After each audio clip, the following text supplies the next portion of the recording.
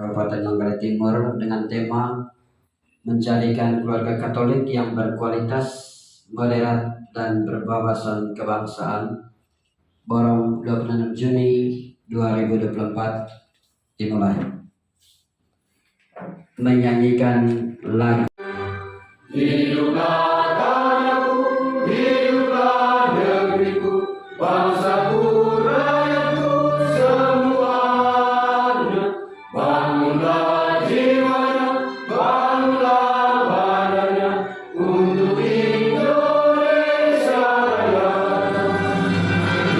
Indonesia merdeka, merdeka, tanahku, negeriku yang tercinta. Indonesia Raya, merdeka, merdeka, hiduplah Indonesia Raya. Generasi yang cerdas berkualitas ya, dalam rangka membangun bangsa. Kalau keluarga-keluarga kita ini kuat, sejahtera, baik, bangsa akan apa? Kuat pula. Iya. Kehadiran kita yang ada saat ini dalam ruangan ini adalah generasi-generasi bangsa yang kuat, yang dinantikan kehadirannya oleh bangsa melalui karya-karya kita, baik itu dalam keluarga maupun nanti kegiatan kita di masyarakat. Apa yang kita mau berikan? Pertama tentu mulai dari keluarga kita itu. Keluarga kita sendiri harus kuat, bahagia. Ya? Nah, kalau itu kita belum bisa bentuk dengan baik, belum bisa harmonis, belum bisa saling memimpin, bagaimana kita bisa keluar kalau di dalam kita sendiri belum bisa? Apa problema kita saat ini? Adanya itu apa? Dekadensi moral dan iman. Saya bersyukur kita di Manggarai Timur ya, setiap kali ini indikatornya. Nanti iman yang di dalamnya kita belum tahu. Paling tidak gereja kita setiap hari Minggu penuh lah ya. Orang punya kesadaran bahwa kita perlu bersyukur, kita perlu menyembah Tuhan di dalam gereja, di dalam persekutuan. Itu ciri. Kalau misalnya tidak pernah ke gereja, hari Minggu juga dianggap hari biasa. Pertanyaan besar, ini orang ini kelompok apa dia? Agamanya apa? Mau Katolik juga tidak, Kristen juga tidak, Islam juga tidak, atau apa ini? Nah, ini pertanyaan. Orang menganggap biasa itu hari Minggu. Kalau sudah menganggap biasa hari Minggu seperti hari biasa lainnya, ini perlu lihat kembali ya.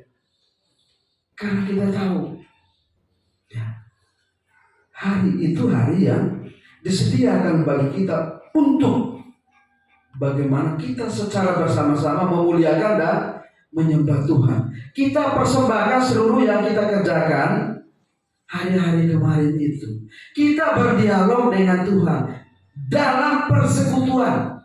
Karena kita adalah gereja Katolik. Gereja Katolik, itu kita bersekutu di situ. Kalau kita ada dalam persekutuan, maka terjadilah apa yang disebut apa? Keselamatan. Kehadiran gereja supaya bahwa kita selamat. Kalau tidak untuk selamat, apa kita? Dalam persekutuan itu terjadi keselamatan. Setiap orang pasti akan merasa. Tapi kalau hanya hadir duduk saja memang susah juga ya. Tapi itu dia punya isinya.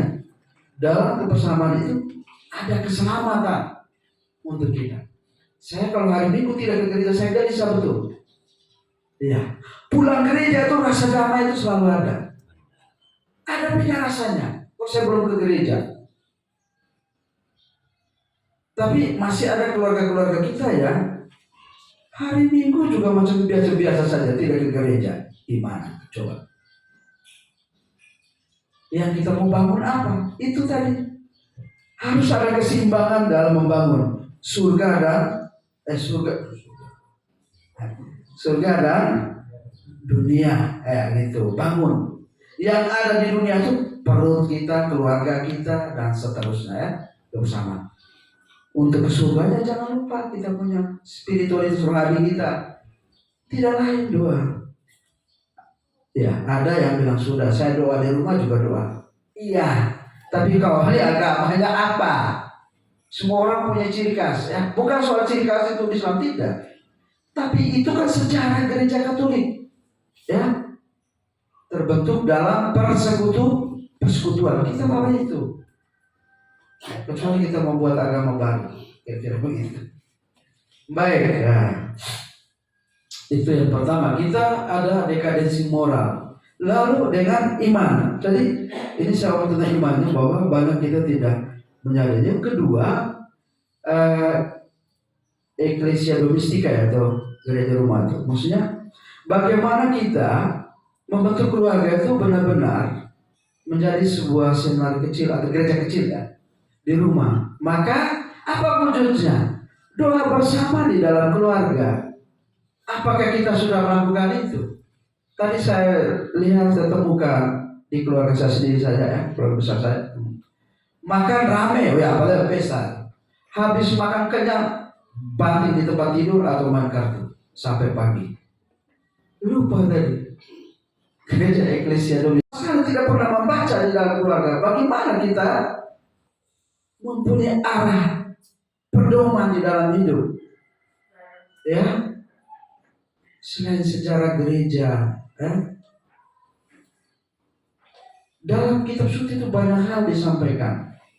Ya, banyak tata nilai yang diberikan, yang mengajarkan kepada kita. Kalau kita tidak baca, bagaimana kita hanya melihat dia hafal betul kitab suci? Dia hafal karena dia merasa bahwa itu penting bagi keluarga. Apa yang kita mau wariskan kepada generasi kalau kita tidak buat itu?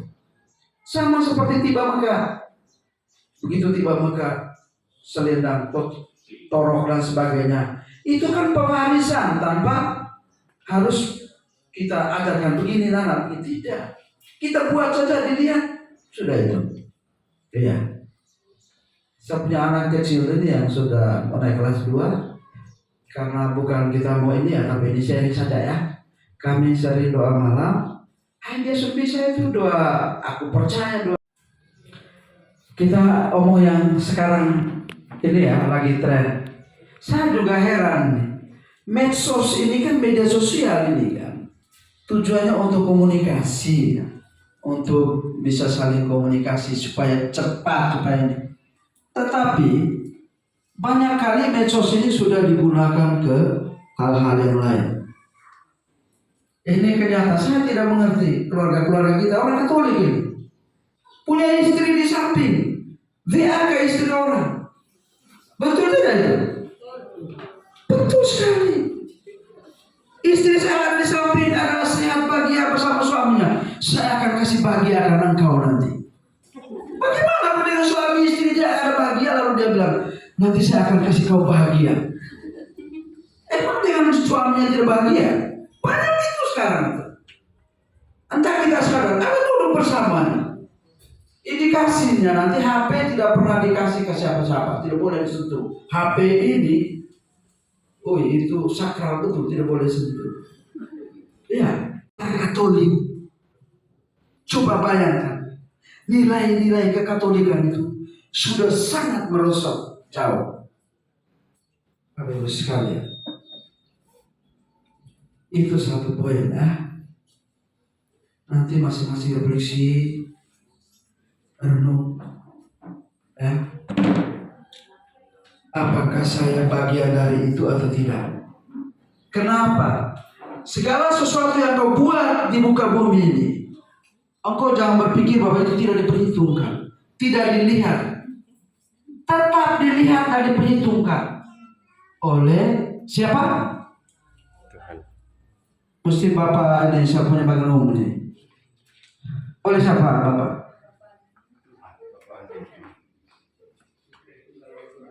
Oleh Tuhan Allah. Ya. Saya tidak tahu mata Tuhan Allah ada di mana-mana atau di mana-mana ada Tuhan Allah punya mata.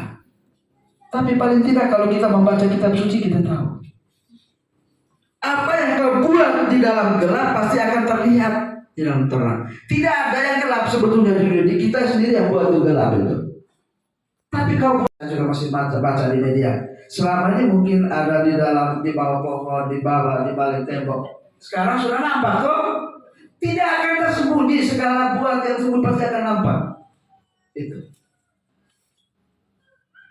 Segala yang kita buat itu Tuhan tahu. Karena itu Bapak Ibu sekalian, keluarga yang mulia yang kita benar, kita ini bahwa manusia berdosa kan, yang tidak pernah rukun, tapi kita harus menyadari kehadiran kita untuk menyempurnakan dunia ini. Kita dipanggil kepada kekudusan. Itu. Segala sesuatu yang kita buat pasti Tuhan tahu. Bahwa setiap kita punya rasa tertarik, iya. Tapi kita harus tahu bahwa kita orang Katolik itu sudah jelas. Tertarik sudah satu-satu sudah. Bapak Jeng sudah mau pensiun, tetap satu. Apalagi Bapak Galus, Bapak Nelis mau pensiun. Tapi jangan ada rencana lain masuk pensiun. Nah, ini kita harus tahu itu. Pun tidak boleh. Karena begini. Iya, dalam kitab suci satu seger juga itu sudah masuk, berarti engkau sudah dalam hatimu. Ya, tidak boleh ger. Oleh kitab suci, betul dong? Sudah baca Ibu? Iya. Masa ada keinginan dalam hati itu kan dalam kitab suci itu Anda sudah melakukan dosa atau perzinahan di dalam hati. Sudah, dia punya itu. Kalau misalnya dulu kau rasa yang ini tidak, cari yang lebih yang menurut Pak. Masa masih ada dia punya suami atau istri? Saya benar-benar cinta kau. Nanti saya membahagiakan. Lalu kau yang di samping kau tidak kasih bahagia. Heran. Ya, memang sudah terbalik. Itu terjadi dekadensi moral kita. Ya. Orang Katolik sebenarnya punya nilai yang luar biasa. Ya. Orang Katolik begitu menurut saya sebetulnya orang ini bukan orang Katolik. Kenapa? Karena ajaran gereja Katolik itu luar biasa untuk kita. Ya. Luar biasa. Kitab suci kita itu juga luar biasa. Tidak memberikan ruang untuk itu. Tetapi ya ada orang yang berlindung di balik. Roh memang kuat, tapi daging itu. Makanya jangan kurang daging tiap hari. Maka solusi pencerahan bagi keluarga-keluarga lain yang bermasalah di dalam rumah tangga. Ya. Ini terjadi. Bagaimana anak kita sendiri diperkosa oleh bapaknya sendiri. Kalau di Kupang, mamanya yang perkosa anak laki-laki. Anaknya sendiri dia kasih mabuk.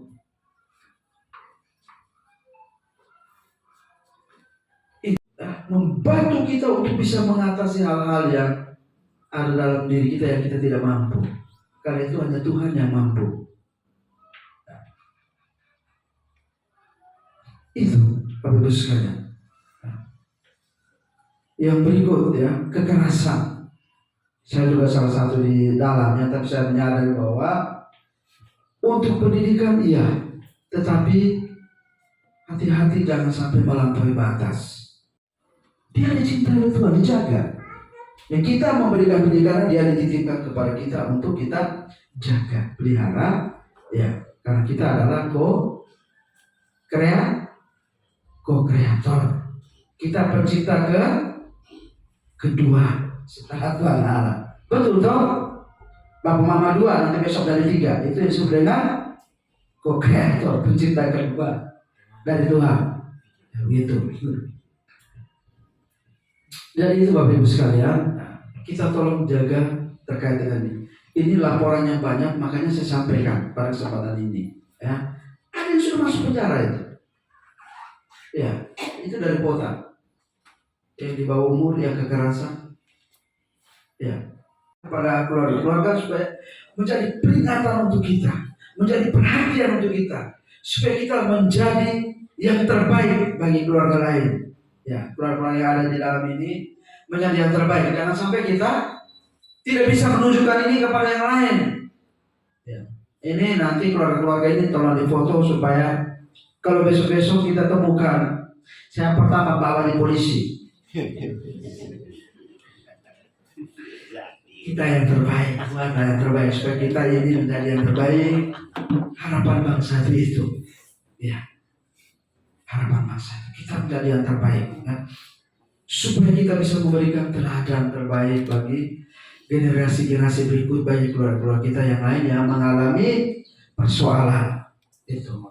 Puji Tuhan untuk orang tua keluarga-keluarga kita yang sudah memberikan yang terbaik bagi keluarga itu. Saat ini mereka kuat. Bapak, terima kasih banyak ya, memberikan pelajaran yang terbaik bagi kami yang sedang dan masih ini, yang suka korek-korek HP. Itu kami banyak begitu, baik yang perempuan maupun yang laki-laki. Tidak perlu di dalam kitab suci disampaikan cara ini itu. Biarlah kita di dalam keluarga kita, karena keluarga kita ini menjadi harapan. Apalagi kita di Mekar Timur ini kan kita yang terbesar ya, yang terbesar itu. Karena itu jangan sampai terbesar dalam kejahatan atau keburukan, tapi terbesar dalam kebaikan. Saya yakin itu dan saya percaya. Dan kalau di antara keluarga kita ada yang belum betul ada persoalan, selesaikanlah dengan baik Bapa dalam doa. Karena doa itu salah satu pintu untuk bisa itu. Kita untuk berhadapan langsung mungkin ada hal yang tidak bisa kita bangun. Saya punya pengalaman sampai ini memuntah saya itu karena dibohongi. Saya pelihara, saya kasih makan, terus saya dibohongi. Sampai saya punya leher kering setelah saya dengar permisi, pencernaan terganggu saya. Kita sekalian bisa terwujud. Penyelesaian masalah itu tidak harus selalu marah, Bapak Ibu sekalian. Biasa sudah. Itu baru yang salah jelek sama sekali sudah. Jelas. Pada saatnya boleh kita omong, kita nyaman, enak sudah. Tidak selalu bisa dengan kekerasan, dengan marah. Walaupun saat tertentu ya kita marah juga. Perlu untuk marah itu. Perlu. Supaya itu ada sedikit kesadaran, oh ya, ini salah ya. Tapi dalam keluarga paling penting itu adalah dialog. Masa di media sosial, kalau begini di media sosial punya tidak enak betul-betul untuk dibaca. Hai, kau bagi kepada siapa? Kau masalah istri, kau punya suami kau bagi di media sosial. Maksudnya supaya tolong saya nanti supaya apa? Ini masalah kita kalau bagi ke orang luar yang tidak berkompeten, saya mau bilang gitu ya. Selain ke bapak mamani, ke pastor atau ke siapa dulu. Itu kita ada maksud lain sudah itu. Besok dia datang, ini banyak terjadi. Dia bilang, oh iya, kasihan nih dan seterusnya dan sebagainya. Ini sudah lupa yang saya punya di samping ini sudah. Baiknya Bapak Mas sekalian saya hormati, saya kasihi. Ya, semoga Bapak Mama sekalian harapannya menjadi keluarga bahagia sejahtera itu menjadi pewarta bagi keluarga-keluarga lain nantinya. Yang hadir nanti saya berharap ikuti dengan baik, ya. Ikuti materi dengan baik, biar untuk menjadi sharing bagi keluarga-keluarga lain dan Bapak Ibu menjadi keluarga panutan untuk keluarga-keluarga lain.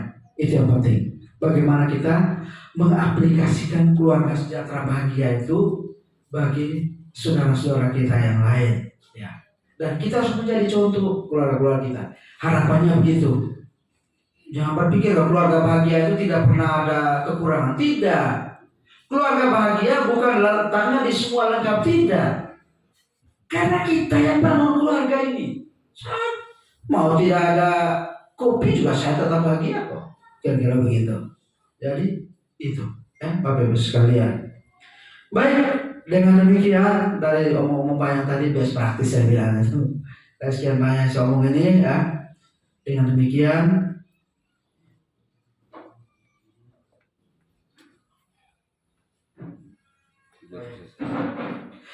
ya, dengan demikian kegiatan fasilitasi dan pembinaan keluarga Katolik dengan tema menjadikan keluarga Katolik yang berkualitas, moderat dan berwawasan kebangsaan. Oh ya, memang terlalu banyak omong keluarga, tapi saya lupa sedikit sebelum tutup ini baru saya ingat. Karena ada satu poin itu bermoderan dan berwawasan kebangsaan. Saya mau beritahu 4 poin. Bapak Ibu sekalian, kenapa tadi saya ucapkan semua salam itu? Maksudnya supaya kita jangan merasa risih dengan itu. Meskipun sekarang ada apa dari MUI itu, ada demi nama Kristus pancung kau. Tidak ada itu. Ya toh, sarungkanlah pedangmu. Itu yang terjadi. Jangan pedang kasih keluar terus pedang kita. Pedang apa itu?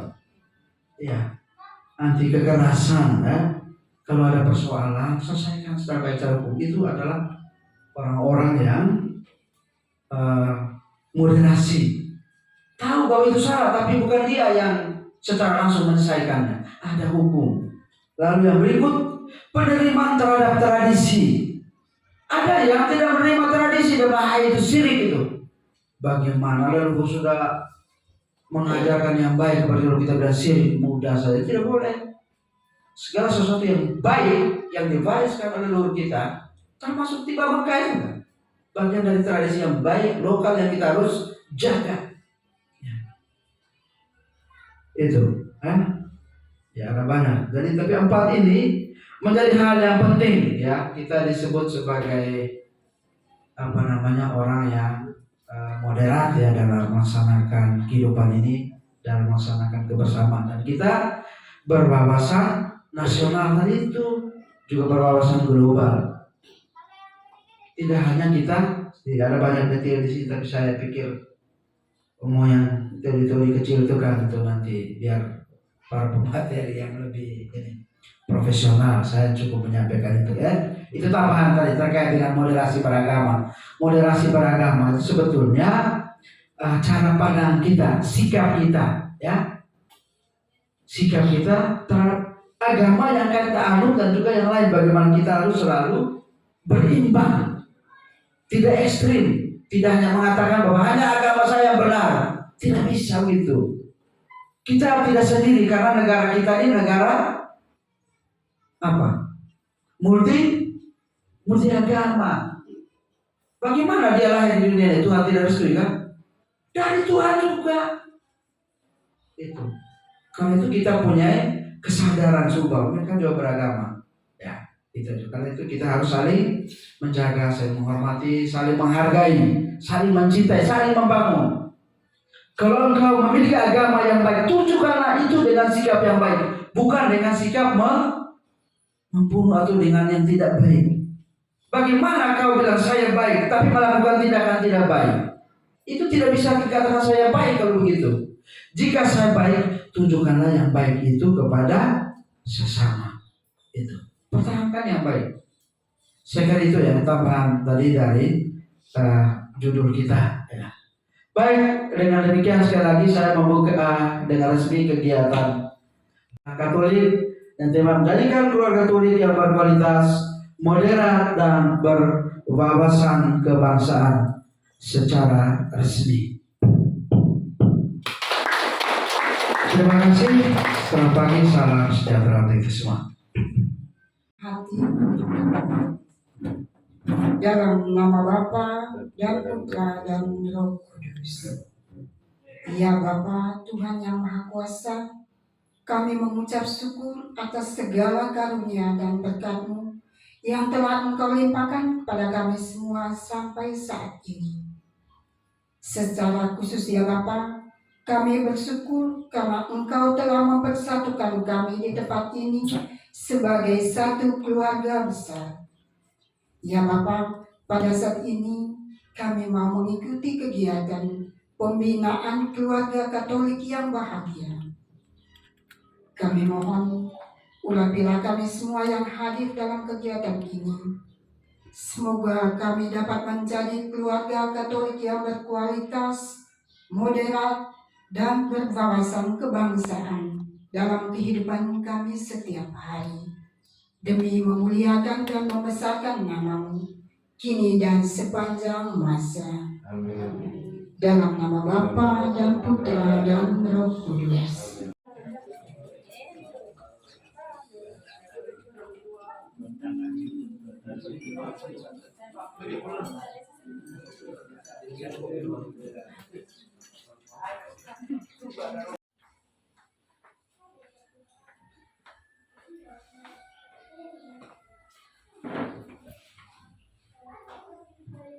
Kitab suci menegaskan bahwa Yesus menghendaki agar setiap manusia yang percaya kepadanya memperjuangkan kehidupan yang sempurna.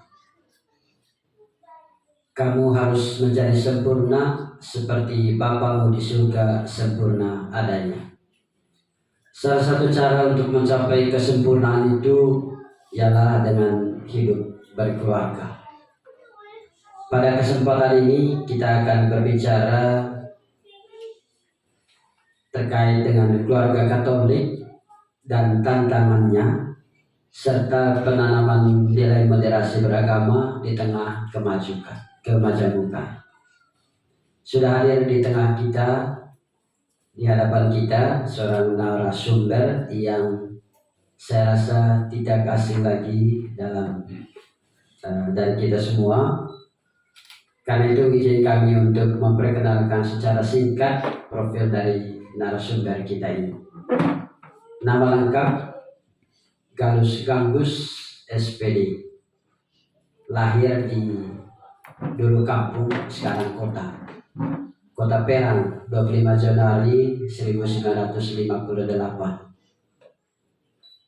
Status sudah menikah sudah tanggal 28 Oktober 1988 dengan seorang ibu bernama Waldetrudis Bis, dan sudah dikaruniai dengan 3 orang anak, perempuan 2, laki-laki 1 orang. Pendidikan, beliau adalah seorang alumnus KPK Santo Paulus Ruteng tahun 1984. Kemudian pekerjaan terakhir menjabat sebagai kepala. Nanti akan dengan sendirinya kita saling tanya satu sama lain. Gini, saya hanya mau katakan ini, pertemuan ini pertemuan keluarga, jadi tidak terlalu tegang, ya santai saja. Ada satu prinsip, ya, prinsip orang yang ingin maju itu begini. Jangan pernah merasa muda, ya, untuk tahu terlalu banyak, ya, dan jangan pernah merasa tua untuk belajar. Jadi seringkali kalau orang punya pengalaman, saya sudah makan garam, buat apa belajar lagi? Atau sebaliknya orang muda, saya masih muda, saya tidak. Jadi kalau yang masih muda ingin lebih tahu banyak, silakan. Jadi itu motivasi, kata-kata itu kata-kata motivasi. Hari ini saya bicara sesuai judul, nanti bahan-bahan ini bisa di print out, tetapi bagaimana ya? Sekali lagi ini hanya sharing saja. Saya omong tentang keluarga Katolik dan tantangannya. Saya tidak mengutip banyak dari Familiar Consortium dan dokumen-dokumen resmi gereja, dan itu sudah tahu banyak. Zaman ini sebenarnya zaman emas, zaman banyak keberuntungan. Artinya apa? Untuk peningkatan literasi, kemampuan di bidang apa saja, yang penting orang bisa googling dan searching di mana internet bisa. Satu hal yang menarik ialah dulu 20-30 tahun lalu itu ada satu futurolog modern namanya Alvin Toffler. Dia bilang nanti terjadi gegar masa depan, culture shock dan future shock. Dia ngomong 20-30 tahun lalu, tapi sekarang sudah terjadi. Begitu. Gejala hidup di mana ada benturan kebudayaan. Kami ini produk kelahiran 58, kami rasakan zaman susah. Zaman di mana komunikasi, transportasi dan lain serba sulit. Apalagi belajar. Belajar andalan kita dulu hanya catat. Sehingga definisi tentang sekolah ialah dengar apa yang guru ajar, catat, ikut ujian, dapat nilai, selesai, tes menjadi PNS. Sesimpel itu tentang sekolah. peradaban modern ini yang kita lihat ialah kita ada yang sudah sangat siap, tapi ada yang sangat tidak siap. Tapi kita yang relatif tidak siap karena berada di kampung, loncatan terlalu tinggi. Karena peradaban budaya teknologi berjalan secepat kereta api, sedangkan gaya hidup kita selamban kereta andong. Gitu. Jadi kemajuan ilmu pengetahuan terlalu cepat, sedangkan peradaban kita berjalan selamban kereta andong. Tapi sepele kelihatan, tapi itu menimbulkan persoalan, termasuk keluarga. Gitu. Hari-hari ini kita disibukkan dengan persoalan-persoalan yang tampaknya sepele biasa-biasa saja. Tapi sedang itu menimbulkan banyak kesulitan dan pekerjaan rumah bagi para keluarga yang untuk menangannya tidak sesimpel yang kita bayangkan. Gitu. Ada zaman antik tahu Sokrates ya? Tahu Sokrates ya? Dia itu pemikir besar, hebat, orangnya bijaksana. Gitu. Tapi hidup keluarganya rapuh. Hari ini kita akan bicara sedikit tentang aspek kerapuhan keluarga itu. Tapi menarik. Karena di dalamnya itu ada gambaran, ada sesuatu nilai yang sulit terbayangkan. Dan Sokrates menjadi tempat bertanya. Karena dia ilmuwan, dia bijaksana, pemikir besar. Tapi pada zamannya, seperti sekarang ialah orang-orang kritis itu selalu menyuarakan ya, hal-hal yang tidak beres yang terjadi dalam kehidupan. Entah berbangsa, entah berkeluarga, entah dalam kehidupan apa saja. Mereka itu pemikir kritis. Jadi tempat bertanya. Sering kalau ada persoalan keluarga, atau persoalan apa saja, mereka menjadi tempat bertanya. Tapi ada satu pemandangan yang kontras. Tiap kali orang bertanya kepada beliau, jadi pulang diberi penjelasan, termasuk masalah-masalah keluarga. Coba kita baca cekcok, kemudian begini, persoalan ekonomi sering bertengkar, selamanya. Rasanya hidup seperti neraka. Tapi Sokrates sebagai seorang filsuf, seorang bijaksana, dia memberikan pencerahan dengan cara yang sangat unik. Tapi pada saat ada satu kesempatan di mana ketika seorang kata mau mengadu persoalan, remeh kita tahu sih, aku kata, aku kilor. Nama perempuan itu Santipa. Bukan hanya rahat, tapi maki-maki lagi. Lalu buyar seluruh pikiran. Dalam pandangan saya, keluarga Sokrates itu pasti bagus. Tapi kok ini yang terjadi? Mentai, nanti kok mentai. Lebih bertanya soal yang lalu mulai cerita pada orang lain. Botong, keren. Ternyata hidup keluarga sendiri seperti neraka. Begitu. Tapi ketika ada teman dekatnya, Sokrates, Anda itu kagum di negeri ini. Tapi bla bla bla mulai cerita apa segala macam. Bagaimana Anda kok bisa bertahan? Jangan dong kali temanan. Bilang, ini pertanyaan bagus, ini usul bagus. Tapi saya harus menyampaikan sesuatu ya. Saya itu menjadi bijak karena melihat Santipa istri. Sehingga saya tidak berhenti memandang misteri kehidupan dengan memandang dan melihat misteri manusia. Saya tidak berhenti untuk berpikir. Belum nanti tidak berdaya. Apa yang mau dikatakan ialah hidup rumah tangga itu penuh optimisme. Ada kebencian, ada kasih sayang. Tapi juga ada sakit hati. Ada pujian, tapi juga ada celah. Ada keberhasilan, tapi juga ada kekecewaan. Kegagalan. Ada kesetiaan, tapi juga ada pengkhianatan. Ada macam-macam. Jadi seperti itu. Nah, akhirnya Sokrates itu sebagai tokoh besar, itu salah satu poin yang saya ingat kecil dari seorang Sokrates dengan Santipa. Saya pikir model-model itu dalam rumah tangga kita. Di sini juga ada Sokrates, ada Santipa. Dan saya juga alami hal-hal seperti itu. Nah, hari ini kita dibawa pada satu tema yang menarik sekali, yaitu tentang keluarga Katolik ya. Tapi keluarga Katolik itu tidak ada istimewanya. sama seperti yang lain. Hanya keistimewaan itu adalah ajarannya. Ajarannya ini menggairahkan itu, tapi menantang, tidak gampang diikuti. Itu Katolik. Satu kali Raja Bagong sebelum menikah, dia sudah cerita minta baptis Katolik.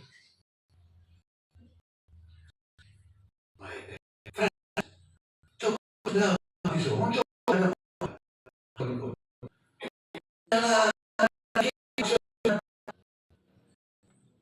menjajah ya, saya apa istilahnya? Ngasih mereka insiden borong tahun 1907. Anak-anak kami tidak tahu insiden borong tahun 1907 itu Raja Kreng Baso, Kreng C menata di bawah kapal Belanda dengan minta tebusan 100 ekor kuda. Jadi, kalau tidak mereka dibunuh. Kurut agama itu Bapak. Jadi menjadi tren zaman dulu ialah kalau istri di dapur maka suami, karena ukuran kebahagiaan bagi simpel saja. Dapur, kasur, dan tugas dapur ini ada asap dapur ini tergantung peran suami. Dan yang lain, urusan rumah tangga yang lain-lain itu adalah urusan sakit. Sesederhana itu. Baik, kita masuk kepada mengapa Indonesia ini, negara yang begini beragam ini, dalam tahun-tahun terakhir ini disuarakan moderasi beragama dan harus diberikan tanggung jawab itu kepada keluarga. Nah, ada satu tulisan, ya, saya baca dulu satu tulisan almarhum siapa Ignas Leden. Indonesia sebagai sebuah utopia. Omong tentang Indonesia ini hanya utopia, omong kosong. Tidak pernah bersatu seperti yang diidamkan oleh Soekarno. Karena negara yang sangat multikultural dan sejak dari zaman dulu, ya, dia punya warisan beban sejarah yang sulit diselesaikan sampai sekarang ini. Dan mengapa akhir-akhir ini melalui Departemen Agama, melalui Dinas Pendidikan, melalui lembaga-lembaga apa saja diupayakan untuk kita semua, mulai orang tua, bapak, mama, anak-anak itu harus menjadi jembatan toleransi satu dengan yang lain. Mengapa? Apakah orang-orang kita itu sudah sebegitu buruknya? Tidak. Jadi ada sisi lain. Karena luka-luka bangsa ini, luka-luka politik, dan luka-luka kehidupan beragama itu belum sembuh. Agama itu datang identik dengan peperangan dan pembunuhan. Dan pertandingan dan permusuhan antara satu golongan dan kelompok dengan kelompok yang lain. Sejak negara ini sudah terbentuk, itu kentangan itu tidak berakhir. Ingat pada satu kali, ketika mau disahkan Undang-Undang 45 ini, Bung Hatta panggil beberapa orang. Main dari Bung Hatta dalam masa negara. Kalau menurut kamu, kalau kata-kata ini bagus, ketuhanan yang Maha Esa dan menjalankan kewajiban syariat Islam bagi pemeluk-peluknya.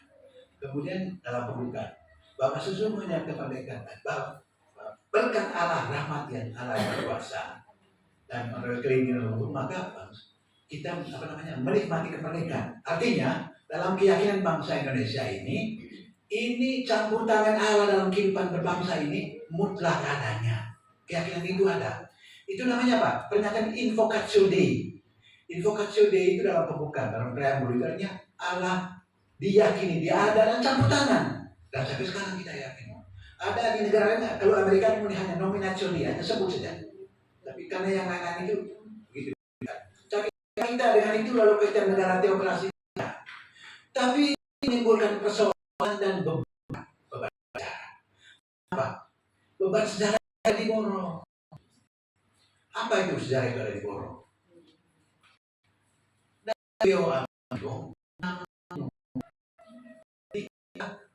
perang Belanda itu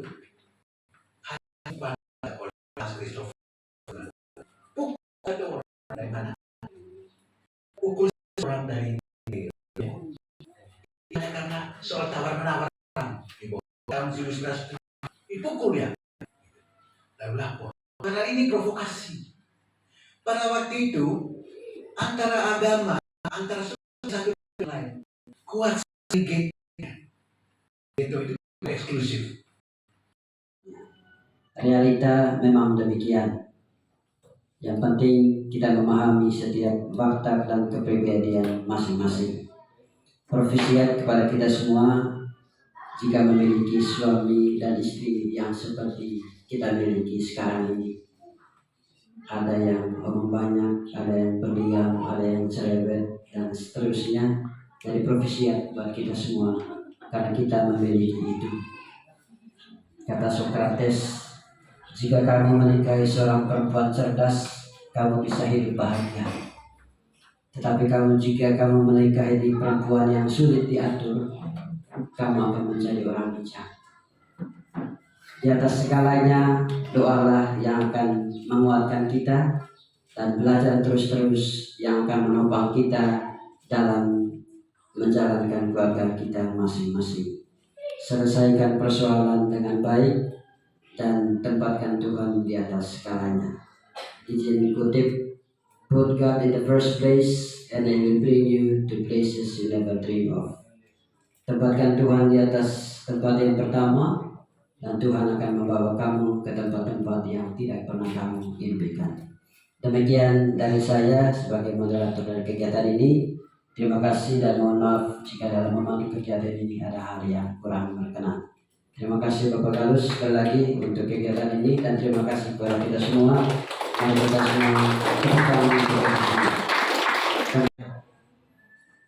Selamat siang untuk kita semua. Masih semangat? Ya, terima kasih. Saya akan memperkenalkan diri saya. Nama saya Konstantinus Dambolang.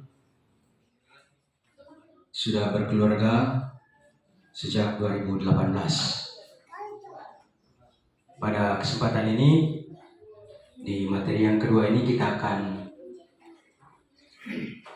belajar bersama tentang stunting, pencegahan dini dan perilaku hidup sehat dalam keluarga, yang nanti akan dibicarakan oleh Ibu Yosefin.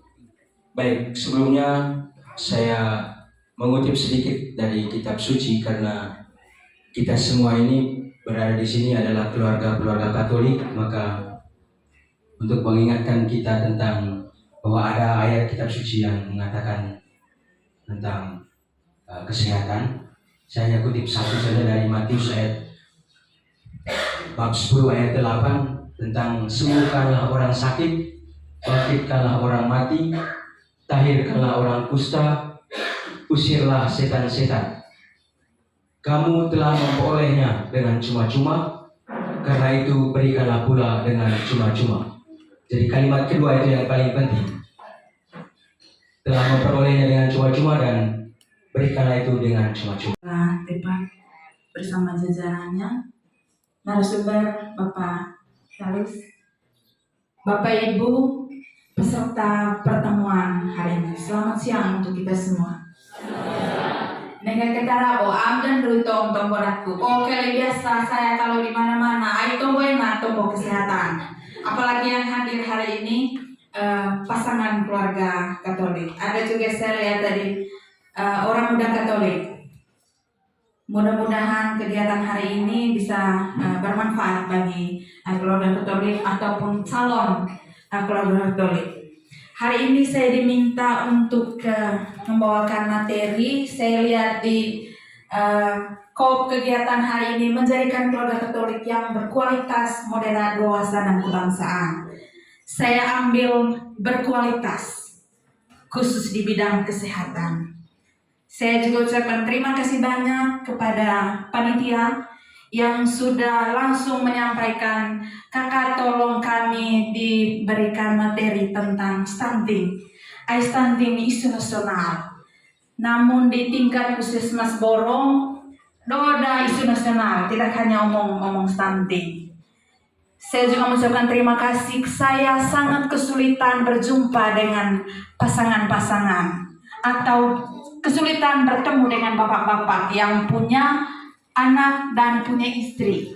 Karena di posyandu atau di tempat pelayanan kesehatan yang kami siapkan, mama-mama kelihatan naik doang anak. Kecuali ibu-ibu kole yang hamil, mainan kowe antar le tetangga, antar le mamantu dan segala macam.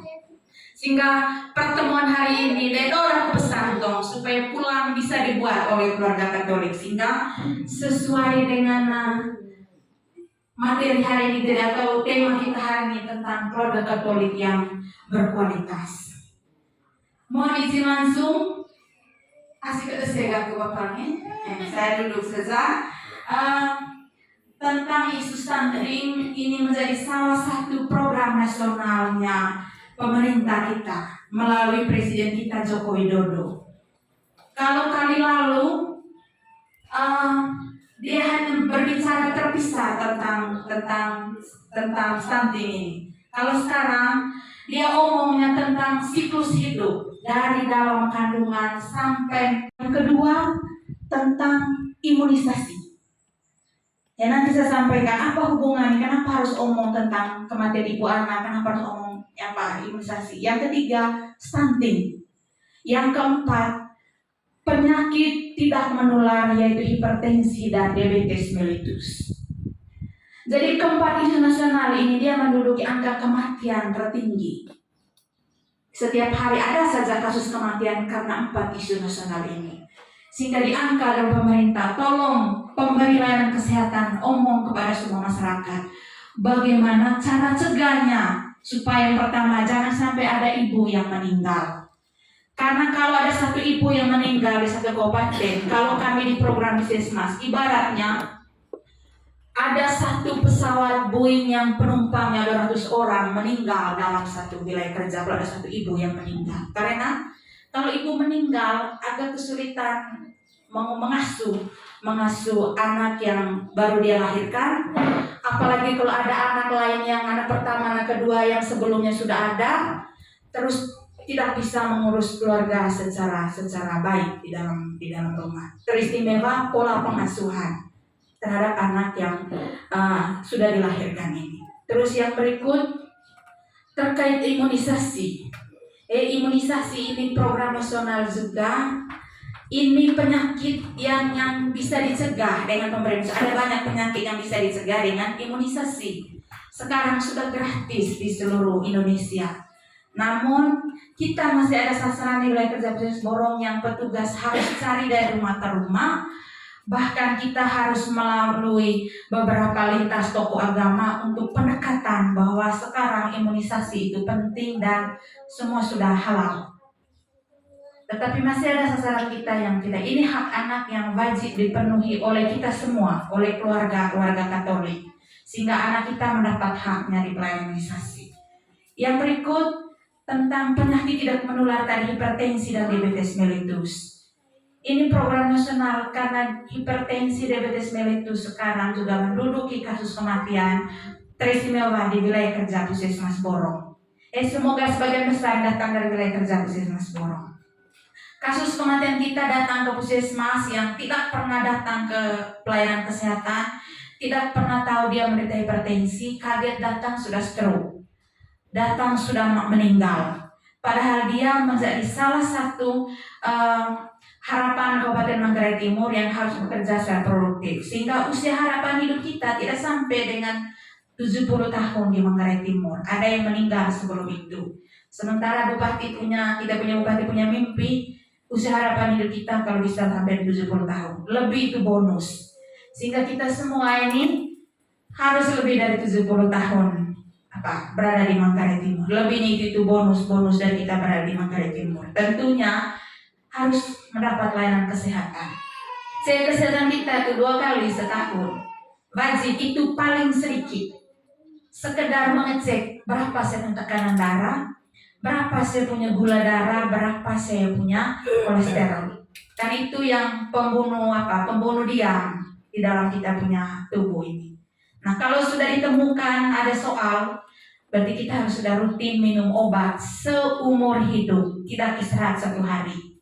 Tidak dengan ramuan dan segala macam. Ramuan untuk pencegahan, Kalau kita sudah darah tinggi, sudah dengan penyakit gula itu wajib dengan obat, tentunya dengan diet yang bagus. Begitupun dengan beberapa diabetes mellitus. Yang terakhir saya mau ngomong tentang stunting. Yang lain-lain dari itu pengantar untuk kita tahu bersama. Nah, stunting nih Bapak, harapannya kalau kita dengar Bapak Jokowi omong terus 2045 kita harus sudah punya dapat generasi cemerlang, generasi sehat dan generasi cerdas di seluruh Indonesia. Apa yang terjadi selama ini? Kita punya kasus stunting banyak. Dari stunting itu gagal tumbuh dari kita punya balita, gagal tumbuh dari kita punya anak balita karena kurang gizi kronis dalam waktu yang lama, yaitu 1000 hari pertama kehidupan. Dari 0 bulan waktu pembentukan dalam kandungan sampai dengan 2 tahun. Nah, di 1000 hari pertama kehidupan ini pembentukan otak dari anak itu sangat pesat, sangat cepat. Jadi ada 80% dia punya pembentukan otak. Nah, untuk pembentukan otak dan organ-organ yang lain butuh gizi yang bagus. Kalau di kesehatan namanya ada gizi mikro, ada gizi makro. Gizi makronya terdiri dari karbohidrat, ada protein. Yang mikronya itu ada vitamin dan mineral. Nah, kedua-duanya ini harus seimbang di dalam tubuh 1000 hari pertama kehidupan. Harga mati, kewenangan yang tawar menawar. Saya ambil contoh, seorang ibu hamil, waktu dinyatakan hamil, makan paginya sudah diatur. Berapa dia punya nasinya, berapa dia punya protein. Protein yang dibutuhkan itu protein hewani. Datang dari ikan, daging, telur, tahu tempe, dan juga tambahannya itu vitamin dan mineral. Kalau vitamin bisa dari buah-buahan, bisa juga dari obat yang disiapkan oleh puskesmas dari posyandu. Mineral, konsumsi air yang cukup. Nah, yang terjadi, kita punya data di Puskesmas Borong, banyak ibu hamil kita yang mengalami masalah kurang gizi. Kita di Puskesmas Borong juga punya data stunting. Kita memang mungkin melihat sepintas, kita punya lihat kita punya bayi kecil, pendek dan segala macam. Kita anggap yang penting dia masih bisa bermain, bisa sehat dan segala macam. Nah, efek jangka panjang yang sangat luar biasa, sehingga penting diperhatikan oleh kita semua tentang gizi selama 1000 hari pertama kehidupan tadi. Nah, untuk pencegahan yang paling penting bagi kita calon yang akan hamil, ibu-ibu yang akan hamil, tentunya yang pertama kita perhatikan jarak atau usia kita ketika mempersiapkan kehamilan. Usia yang pas sebelum 25 tahun dan sebelum 30, sesudah 25 tahun dan sebelum 35 tahun. Kalau di bawah dan di atas umur itu tentu dalam pengawasan dokter yang sangat ketat. Baik kalau tidak ada masalah kesehatan. Ada masalah kesehatan lain yang mempengaruhi atau yang mengindikasikan dia nanti akan bayi lahir stunting pada ibu yang kurang energi kronik atau ibu yang kecil, ibu yang darah tinggi, terus ibu yang mengalami penyakit-penyakit lain, terus tidak mengikuti program keluarga berencana juga. Nah, sehingga memang kehamilan memang dipersiapkan dengan baik. Dipersiapkan dari kesehatannya, sosial ekonominya, karena kami di lapangan, pegawai lapangan menjumpai setiap hari soal-soal begitu. Sekarang dia harus kita rujuk, remen kabedoi kalau dirujuk, sementara hamil mau bawa cium pulang. Taweno sampai. Berikutnya baru cari ibu kudu mau rujuk ami hotel kartu BPJS. Padahal dia sudah melewati pernikahan, sudah punya kartu dan segala. Ada juga fenomena kita sudah menikah tapi belum pergi mengurus lagi kartu identitas. Tema KKP nih keluarga, repota. Sekarang harus sudah rujuk tapi terkendala dengan soal-soal itu. Nah, terus selain masalah-masalah selama kehamilan, di proses persalinan kita, kalau di wilayah kerja Puskesmas Borong, puji Tuhan di sini semua sudah melahirkan di Puskesmas Borong. Tidak ada sudah yang melahirkan di rumah dan sudah ditolong oleh bidan dan dokter, bahkan kita ada yang sudah menuju ke rumah sakit. Tapi di tempat lain masih memilih dukun untuk proses persalinan. Baru hamil dia rajin periksa hamil. Nah, waktu lahirnya ini yang repot, dia masih memilih dukun karena dukun adalah mama bantunya atau tetangganya atau dan apa segala macam. Padahal sudah disampaikan layak di puskesmas. Nah, setelah lahir tadi ini harus dikasih apa? Air susu ibu. Nah, kita karena terlalu percaya adat istiadat, lebih percaya orang yang dekat dalam rumah karena soal pengalaman dan segala macam, kita tidak mengabaikan pengalaman. Tapi ilmu pengetahuan penting kolek. Jadi ilmu pengetahuannya bilang bayi baru lahir itu makanan terbaik untuk air susu ibu, bukan pilihan-pilihan lain. Sehingga pertumbuhan dan perkembangan anak kita itu bagus. Terus selama 0 sampai 6 bulan air susu ibu saja tanpa makanan pendamping lain. Kenapa? Karena usus bayi kita sampai 6 bulan baru dia bisa siap menerima makanan selain air susu ibu. Kalau dipaksakan, kita punya bayi pasti sering menderita diare, sehingga sekalipun kasih ASI terus sulit diserap oleh usus, sehingga bayinya bisa mengalami masalah gizi. Berikutnya kita di puskesmas Bilai Puskesmas Borong, kita ada sekarang soal penanganan stunting, kita ada masalah berikutnya. Waktu dia 0 sampai 6 bulan karena hanya kasih ASI, bayinya montok, tingginya bagus, berat badannya mengikuti garis pertumbuhan.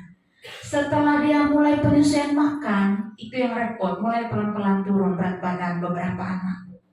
Karena ibunya belum paham betul atau belum siap betul bagaimana dia harus bisa membagi waktu untuk memberikan makanan anak yang sangat setengah mati kasih makan anak 7 bulan sampai 2 tahun.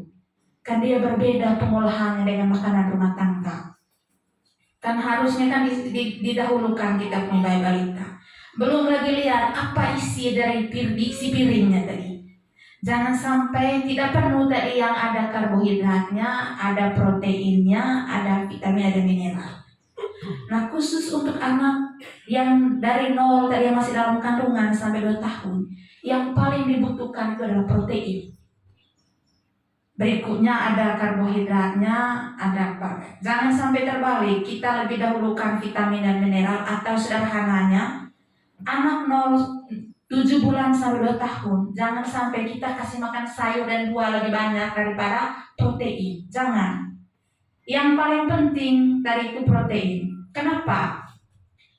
Karena yang saya bilang tadi selama 0 sampai 2 tahun tadi itu kan periode keemasan. Yang pertumbuhan otak dan anggota tubuhnya sangat cepat. Jadi setiap hari ada ribuan sel yang berkembang. Untuk dia bertumbuh dengan baik, didukung tadi oleh protein yang cukup, karbohidrat, vitamin, dan mineral. Di pagi hari, dia tidak bisa tunda. Misalnya pagi hari karena kita belum ke pasar tadi, ikon soli seperti yang kita orang dewasa, dia sebentar siang baru kita makan lauk.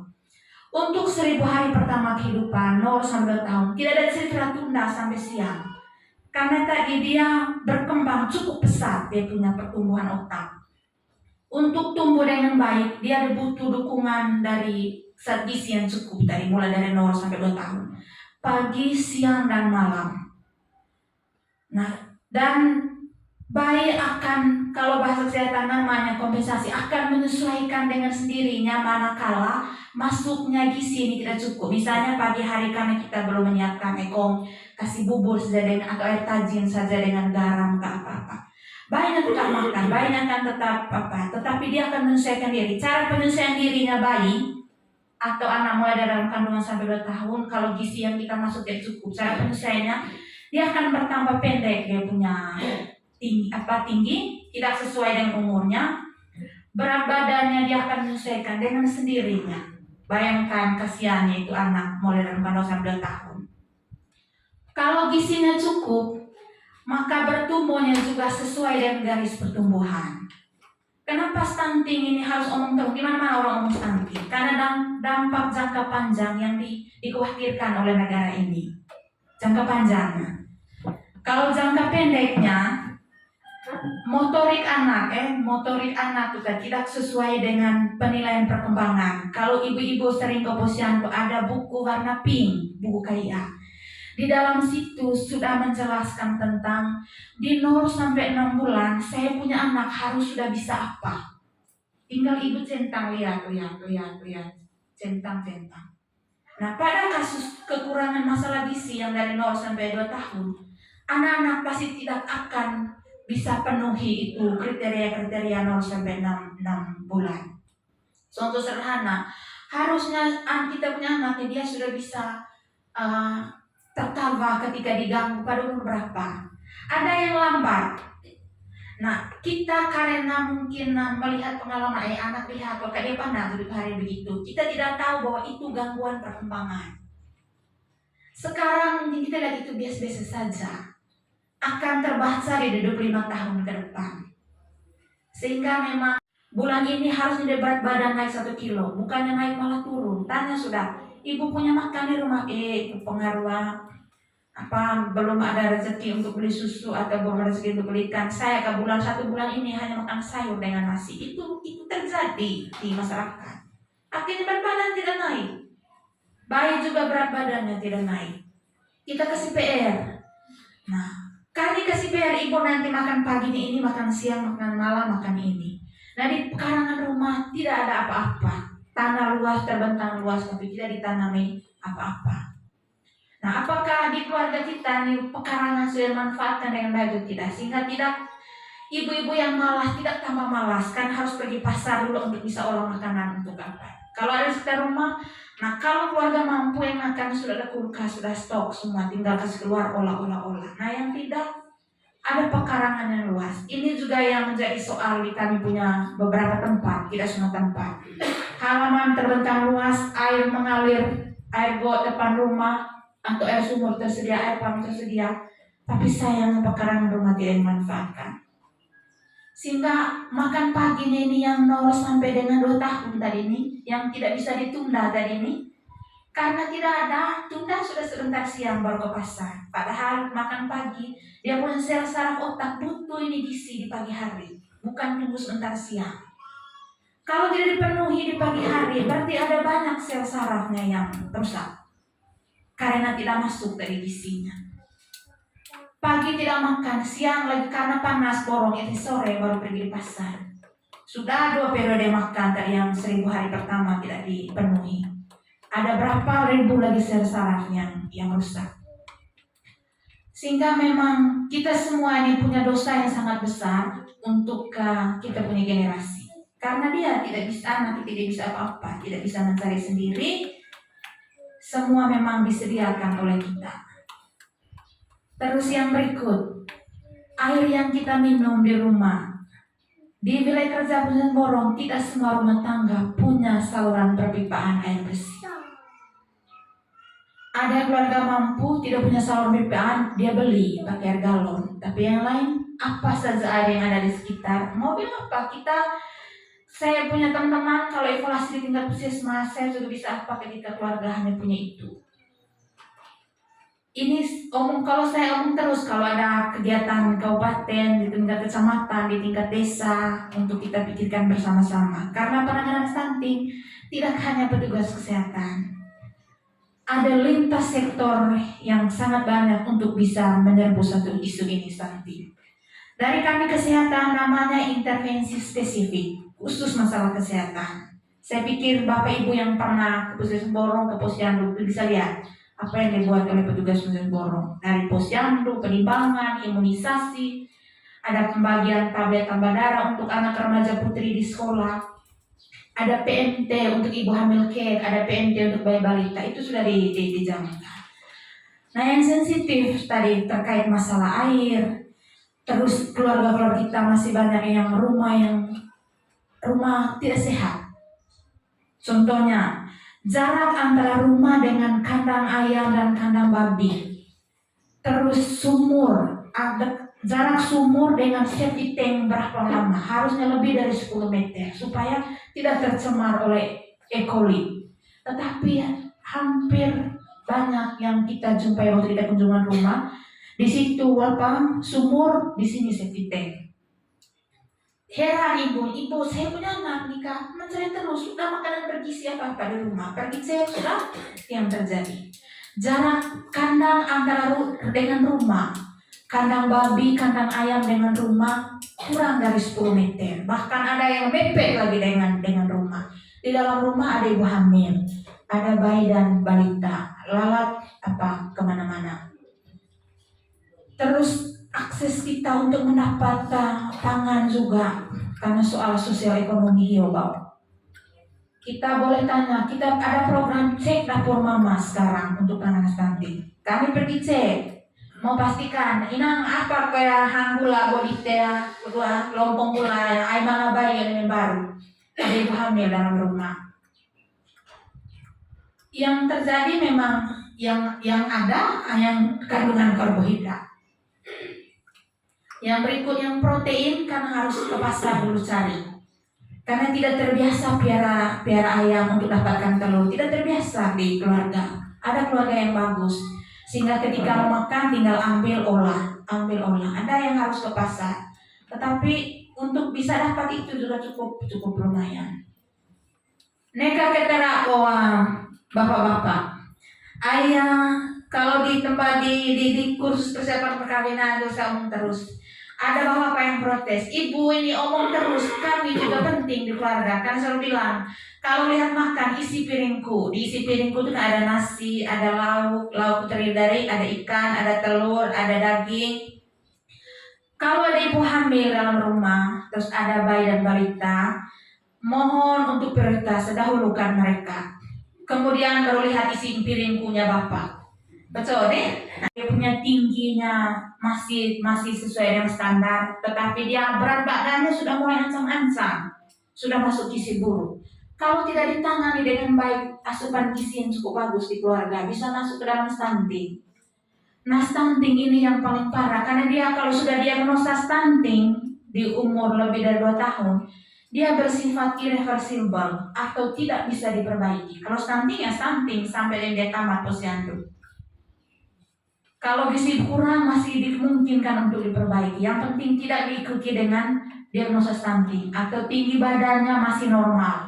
Kalau berat badannya masih bisa dikejar dengan pemberian gizi. Oleh karena itu kita perhatikan bersama-sama pulang rumah atau kita yang hadir hari ini untuk sampaikan harga mati gizi 1000 hari pertama kehidupan. Berikutnya pola asuh. Gizi pertama, berikutnya pola asuh. Sederhananya pola asuh ini mencurahkan kasih sayang. Kalau dia hamil, berarti ibunya sendiri. Karena ibu yang mengandung. Mencurahkan kasih sayang saat anak masih dalam kandungan. Ibu stres, bayi juga akan stres di dalam. Ibu menangis, bayi juga akan menangis. Ibu mendapat perlakuan yang tidak baik dari lingkungan, bayi juga akan merasakan. Sehingga selain gizi tadi berarti psikologis anak kita harus sudah perhatikan mulai dari dalam kandungan. Saat bayi sudah lahir yang kami jumpai karena kami bertugas lapangan. Jadi kami omong ini berdasarkan yang kami lihat, bukan pengetahuan saja. Mencurahkan kasih sayang saat mulai menyusui. Ada ibu-ibu yang menyusui anaknya sambil main HP, sambil nonton TV, sambil bercerita dan membahas isu-isu politik dan segala macamnya. Mencurahkan kasih sayang, pola asuh itu saat menyusui mencurahkan kasih sayang kepada antara ibu dengan bayi. Namanya bonding. Ikatan kasih sayang antara ibu dan bayi. Itu mempengaruhi gizi yang masuk. Sehingga kadang-kadang gizi kita juga cukup bagus, tapi pola pengasuhan kita yang kurang baik itu juga mempengaruhi status gizi dari anak. Terus yang berikut, penyakit. Ada kita punya keluarga atau kita punya anak yang mengalami masalah gizi, stunting, gizi kurang dan gizi buruk. Itu karena ada beberapa penyakit yang tidak bisa diselesaikan di keluarga. Karena ibu tidak bawa anaknya ke puskesmas untuk dicek. Kira-kira satunya anak sakit apa ya sehingga makanya dia punya berat badannya tidak naik atau tinggi badannya tidak pernah tidak sesuai dengan garis pertumbuhan di dalam kartu menuju sehat. Ini juga kita harus perhatikan terus setiap bulan saat penimbangan. Terus yang berikut, di pola pengasuhan saat pendidikan anak usia dini atau PAUD. Bagus kita di kota nih karena kita punya anak semua sudah masuk ke dalam PAUD. Nah di PAUD, karena di pendidikan usia dini ini kan dia bermain, fase-fase dia bermain untuk merangsang motorik, sensori dan motorik anak. Ini juga mempengaruhi. Selain gizi yang masuk akan dibantu oleh yang 20% saya bilang tadi setelah 2 tahun dari itu 20% ini dia mempengaruhi juga untuk membantu bertumbuh maksimalnya sel saraf otak. Karena kalau sudah optimal sel saraf otaknya, dia gampang memerintah. Perintah misalnya, saraf ini tolong, otak akan perintah untuk ini anak harus umur ini harus dia sudah bisa bicara. Umur ini harus sudah bisa jalan. Umur ini dia harus sudah bisa membedakan mana kaki kiri, mana kaki kanan, mana tangan kiri, mana tangan kanan.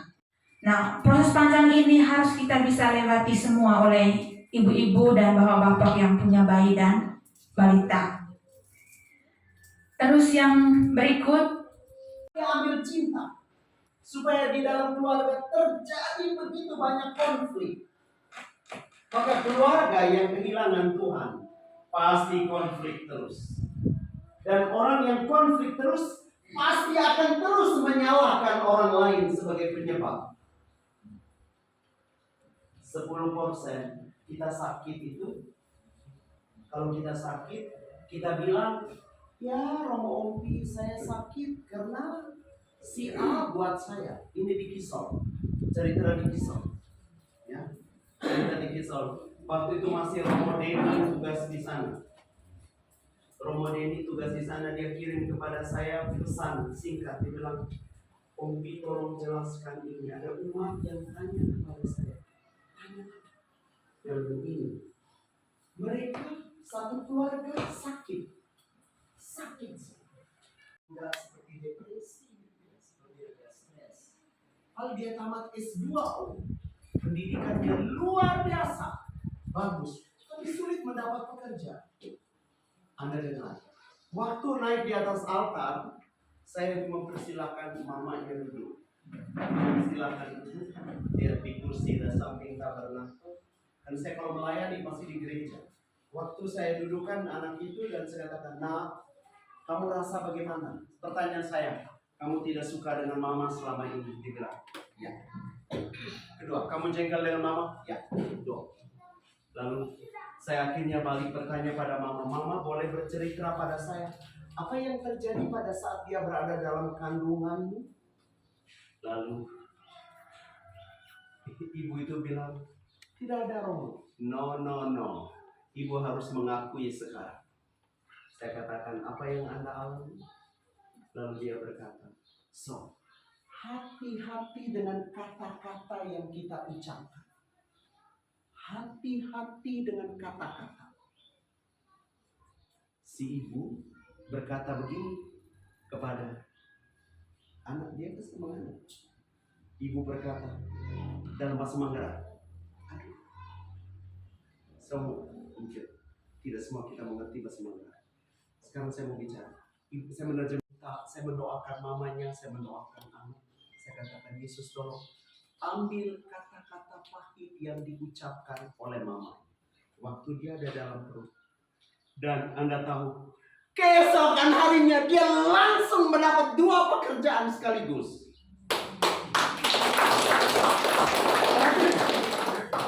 Saya mau ingatkan Anda, hati-hati dengan kata-kata pahit yang kita ucapkan dalam rumah tangga. Hati-hati. Sekarang saya paham, 99% sakit dalam hidup kita berasal dari rahim. Banyak sekali merekam pengalaman jelek itu 0 sampai 3 tahun, 3 tahun sampai 6 tahun, 6 tahun sampai 13 tahun. Kan itu, maaf. 99% mereka yang hidup tanpa pengalaman kasih dalam keluarga, hancur kehidupan. Maaf, saya juga melihat wajah Anda banyak yang tidak bahagia. Banyak yang tidak bahagia. Banyak yang tidak sehat. Tidak gembira. Kenapa? Otak Anda terus berpikir ke arah-arah yang buruk. So, karena itu untuk penyembuhan, kita harus berdoa.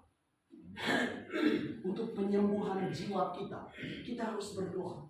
Perhatikan, iblis itu sangat kuat bekerja di dalam diri orang yang tidak bahagia. Makin Anda tidak bahagia, makin sulit Anda punya keuangan.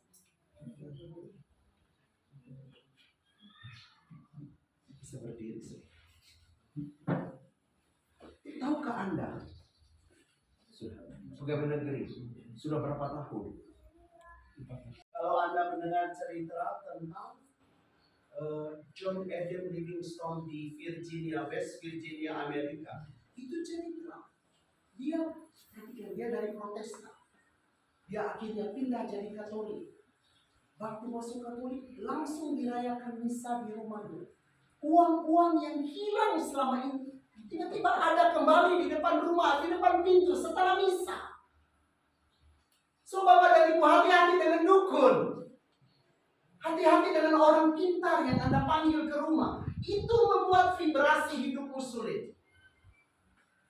Hati-hati. Lebih baik Anda panggil pastor untuk misa daripada Anda panggil orang pintar. Please, hati-hati. Apalagi orang yang punya mata terang. Hati-hati didoakan oleh orang mata terang. Silakan.